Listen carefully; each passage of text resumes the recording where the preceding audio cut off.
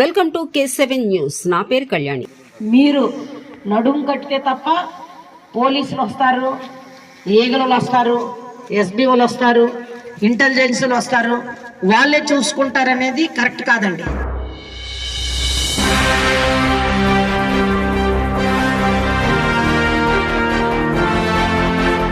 వాళ్ళు తప్పు చేసేటప్పుడు ముందు గ్రామ స్థాయి నుంచే మీరే ఖండించాలా.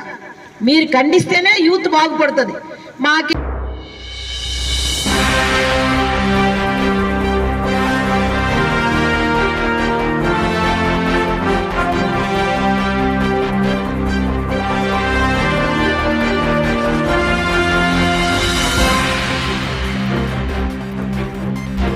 నమస్కారం.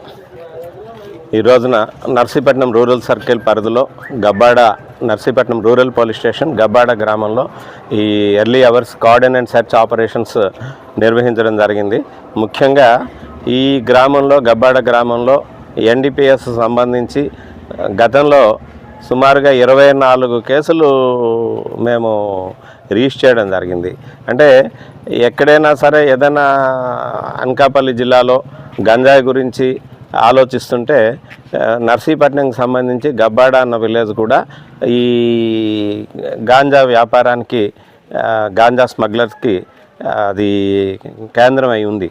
దాని మీద భాగంగా ఈ రోజున మన అనకాపల్లి జిల్లా ఎస్పీ గారి తాలూకా ఉత్తర్వుల మేరకు, ఈగల్ ఐజీ గారి ఉత్తర్వుల మేరకు మేము కార్డన్ అండ్ సెర్చ్ ఆపరేషన్స్ నిర్వహించడం జరిగింది.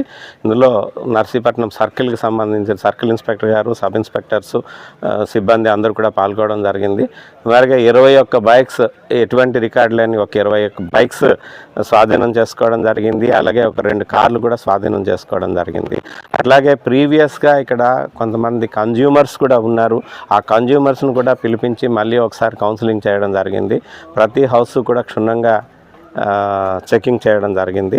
ఈ విలేజర్స్ కూడా అందరికీ కూడా ఈ గాంజా వల్ల అనర్థాలు, సమాజానికి జరిగే అనర్థాల గురించి వివరించి వాళ్ళందరి తాలూకా సహాయం కావాలి.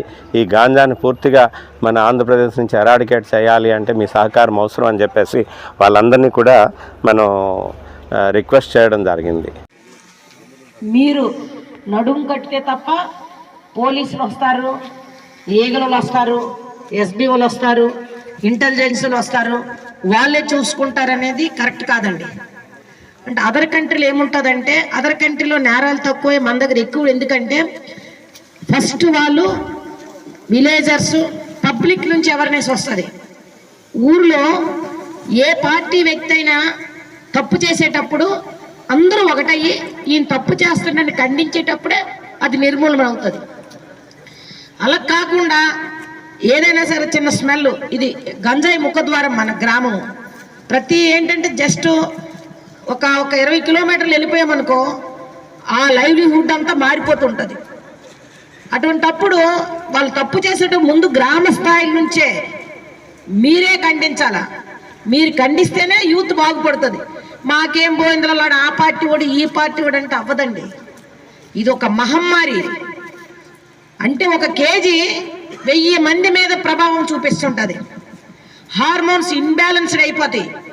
వాయు వరుసలు తెలియవు, భార్య చెల్లి వరుసలు తెలియవు. ఆ విధంగా ఈయన అమ్ముకున్నాడు బాగానే ఉంటాడు, అది కాలేజీలకి, మాస్ ఏరియాకి సప్లై అవుతుంది. మీ గ్రామంలో కూడా ఒక 1% కన్జ్యూమర్స్ ఉన్నారు. అంటే 100 మందిలో ఒకడు తాగుతున్నాడు. అది బయటోడు తాగుతున్నా మనకేం కదా, మన ఇంట్లో మన అబ్బాయి కూడా తాగొచ్చు కదా. గ్రామం అంతా మనం బాగుండాలి, గ్రామం అంతా కూడా బాగుండాలి.